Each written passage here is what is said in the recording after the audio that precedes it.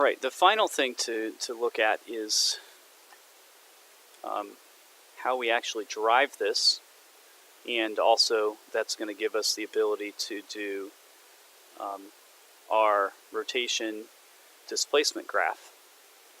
I'm going to do an angle constraint, select two work planes from the crank, and I'm just going to use the side of the box.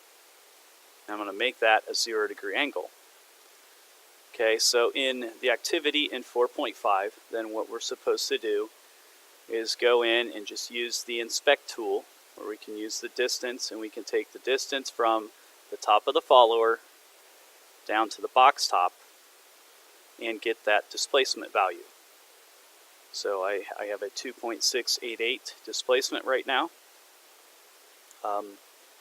If I modify that angle, I have to escape out of that, but I can change that angle to 45 degrees.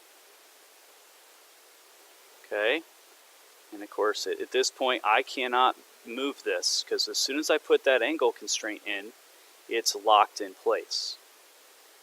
But then at the 45 degrees, I can again measure the displacement from the top of the follower to the top of the box. So I can generate over 360 degrees what is my angle of rotation versus displacement for my cam. And then the other fun part of this,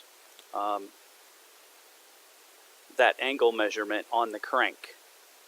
And something you can do, you could drag that up in the browser if you want to. Another thing that helps with drive constraints is to name it that, hey, we're going to drive here.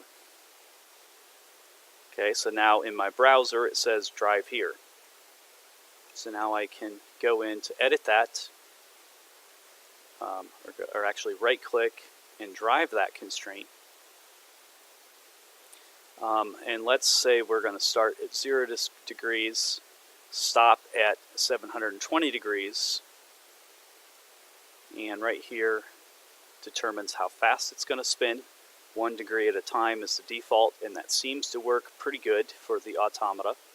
So this is going to spin 2 rotations. So I press play, and now we can have the Automata animate automatically on its own.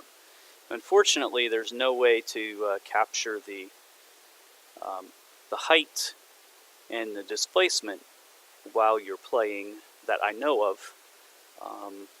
There may be, but not that I know of. So, of course, this also allows you to spin backwards, which physically would be impossible with the snail cam because it would jam up, but on the snail cam itself, Inventor doesn't care. It'll just line things up and snap back into place. If your snail cam animates, then you have everything built and assembled correctly.